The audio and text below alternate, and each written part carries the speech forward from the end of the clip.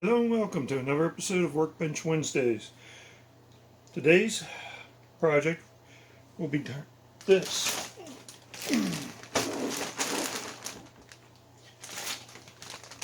We'll be turning these piles of Legos into this.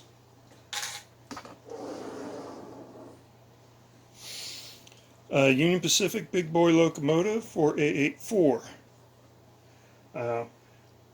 The parts were purchased as knockoff Legos from over in China. I've downloaded their instructions, but I went ahead and sought out the original instructions by the creator. Went ahead and purchased and downloaded those. However, due to color differences, I'm going to go ahead and use the instructions from China, so that way all the parts, I won't have any confusion. Okay, let's get started. Okay, first thing in the instructions, they've made substitutions. Color of the traction tires, and they've changed the color of a couple parts, as well as not including the shield and possibly what looks like a custom headlight piece. We'll figure that out as we build.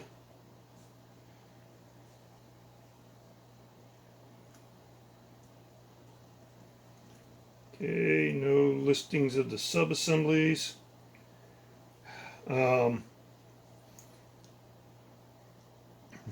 Instructions also state that the bag numbers have no order to them. They do not relate to any of the build steps. Now, I'm not too surprised there. Okay, let's take a look at the bags real quick and see what exactly we get. Okay, first bag, there are the electronic parts, the motors, controllers. I've already went ahead and opened them up, put batteries in and tested them, make sure they work. This is the controller here.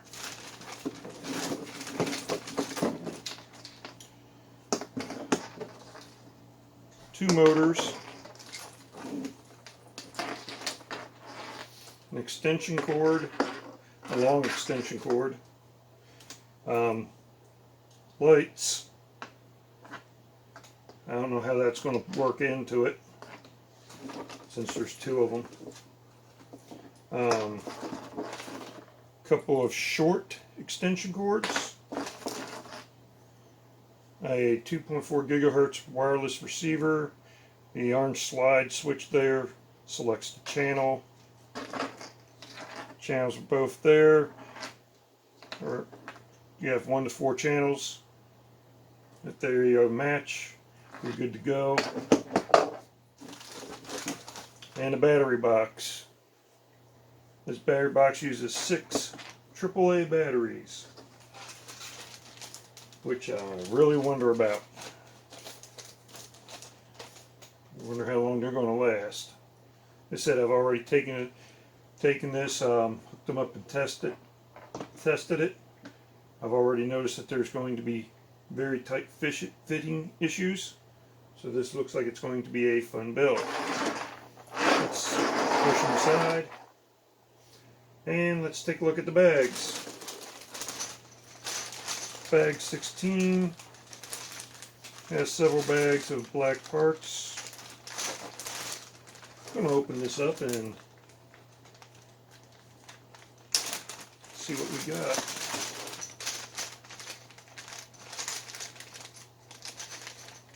This looks like they're all 1x4 with studs on the side. Okay. These look like they're 1x8 plates. If it's going to be that organized, it might not be such a bear to do. Looks like 2x4 tiles.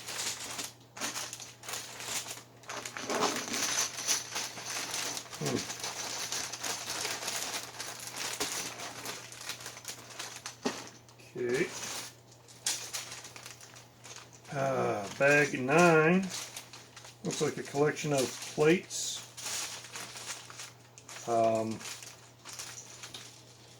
Connectors.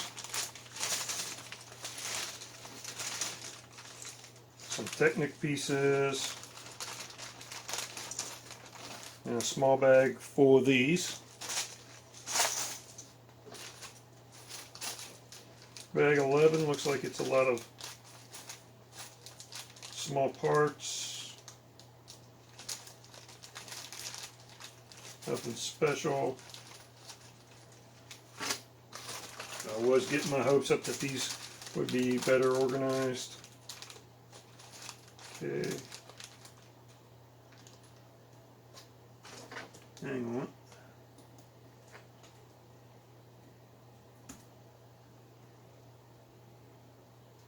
No, that's some sort of solid disc. I thought that this may have been the driving wheel, but I don't think so.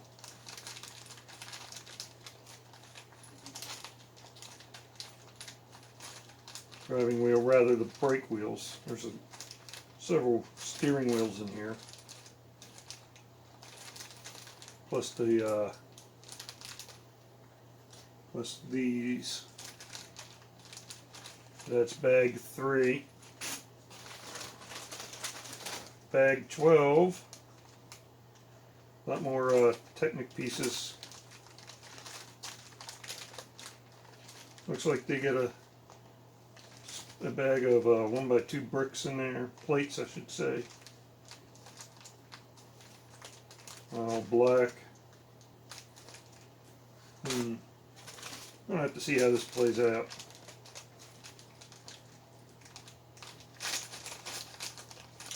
Okay. Here, oh, this is bag 4. Got Technic pieces. Bag 7. Plates. Drivers. Some hose. Yeah, there is some. We're going to have to cut and fit some hoses. That's bag 7. Bag 10. More small pieces. Looks like some of them may have been subdivided into their own bags. Bag 2. There's a translucent red piece in there.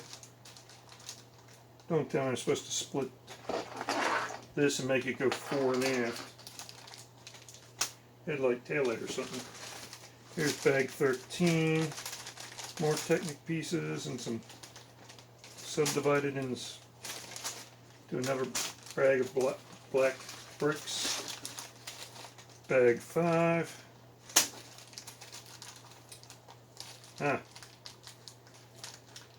Here's the bag 1. Here's your traction tires. There's that disc thing. Actually, they're silver. Maybe they didn't sub it. I don't know. Okay.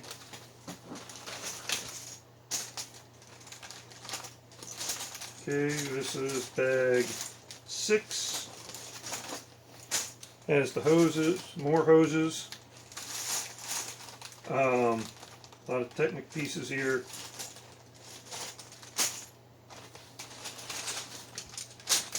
Bag 8 has a large satellite dish that's going to be the front. Bag 15 also has some bags in it. Bag 16. I thought we did a bag. 2 bag 16s.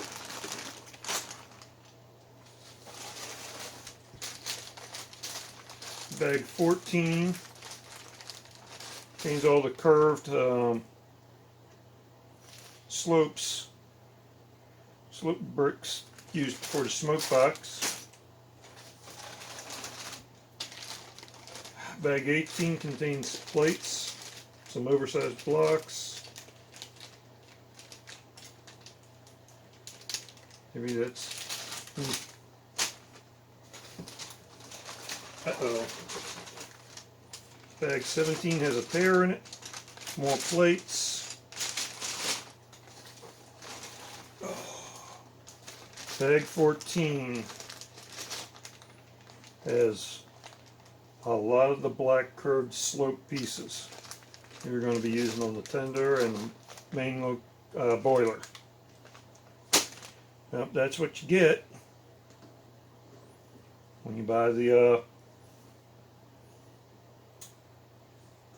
offering from the Chinese company. Oh, and a brick separator. Different design, definitely not as quite as close a copy as what we saw with the steampunk crocodile kit that we did earlier.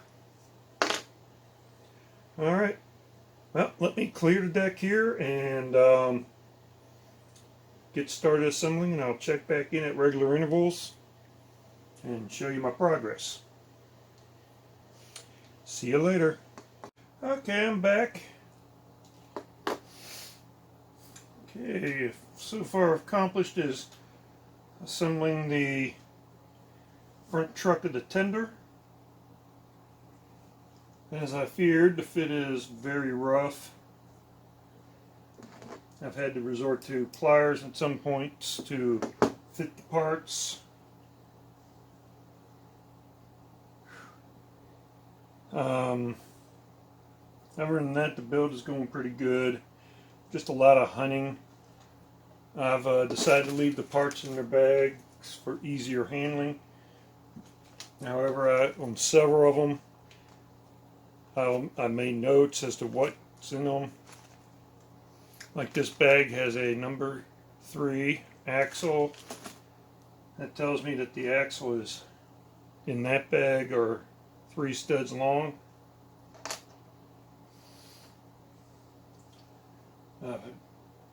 You've got number 8 size axles, number 2s.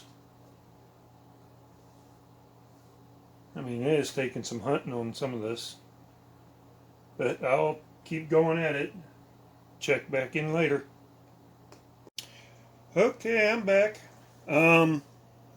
Build's progressing. The tender chassis is nearly complete.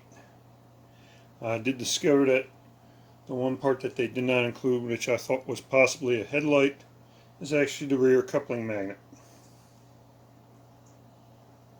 I'm not too thrilled with that. Other than that, the build itself is going easy. The main problem is finding the parts. Well, I'll keep on going. Check back later. Okay, I'm back. The tender chassis is complete.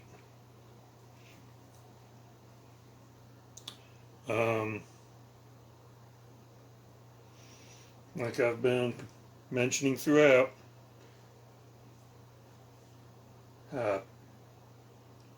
finding some of the parts is difficult. Other times the fit is just absolutely atrocious. Now, in case if you're wondering where the track came from, that came from the Lego Crocodile set. I thought it'd be a good idea to have it handy so I can actually correctly gauge the wheels and have them properly set. That said, this part of the tender really rolls nicely. There is a bit of an arch in the tender, so the middle wheels don't always make a good contact. Primary issue with free rolling is up in the front truck here. I am really going to have to work on that to figure out what's going on and how to alleviate that. I'm going to keep on going. Check back later. Okay, I'm back. As you can see, the tender floor is built. The next thing to do is the side frames for the centipede part of the tender bed. I'm going to go ahead and get started on that. Check back later. Alright, I'm back. I've completed the side frames for the centipede portion of the tender, and I'm ready to move on. The next few steps will involve installing the battery box and wiring to power this thing. I'll check in later. Okay, here's the tender. Battery box has been installed. The rear of the tender has been built. The front wall and the footboard here have been completed. Next step will be the top of the tender. I'll check back in later. Okay, I'm back. Got the top of the tender done, and I'm ready to start work on the sides. I'll get back to you as I complete the sides and install them. Talk to you later. Okay, one final update for this video. I've completed the tender sides. I've installed the one, and here's the other one waiting to be installed.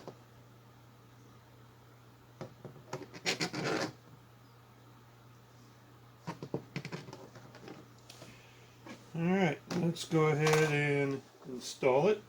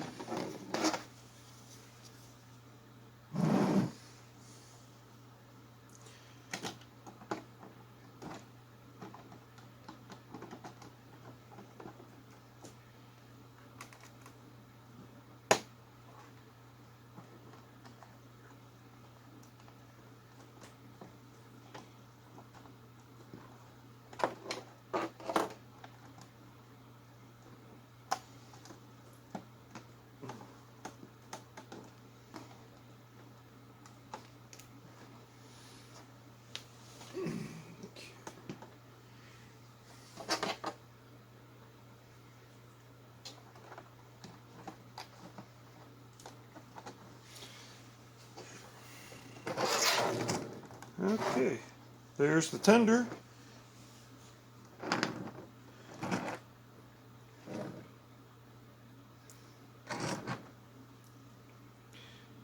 And it's complete. The truck's going to do what it wants to do there.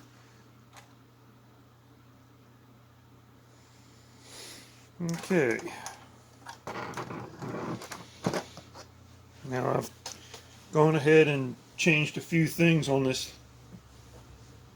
I added a 2x2 plate here to reinforce the joint here. Otherwise this just keeps popping off. I think it could potentially limit my turning radius. If that happens, I can always shorten the axles a bit. The other thing is the front truck here.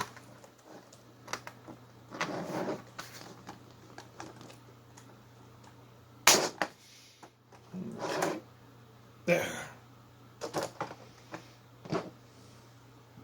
Set that aside.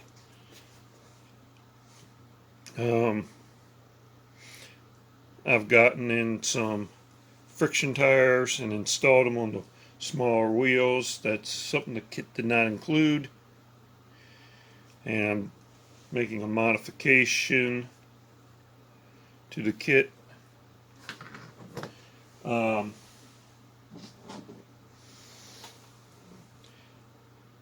kit wants us to use a two-piece axle for the wheels, and what I've found is that this pin is alright until I slide this piece in on the other side, and it slides in like that, and it forces this to expand just a little bit, and that little bit is just enough to seize the wheel up. And then the tires would spin around the axle, causing them to round out. So I put in some new pieces. I'm got a little bit of a fit issue right there. I'm going to go ahead and work on that. And then I'm going to have to glue these small round plates on over like that, because on the original model plans they would just literally fit on like that. So that'll do it for this episode. Thank you for watching, and I'll see you next time. If you're still watching this video, I greatly appreciate it. If you like this video, hit that thumbs up button. If you want to see more of my videos, please subscribe to my YouTube channel, Ventures in Model Railroading. To receive notifications when I upload new videos, please ring the bell. Please feel free to share, and as always, thank you for watching.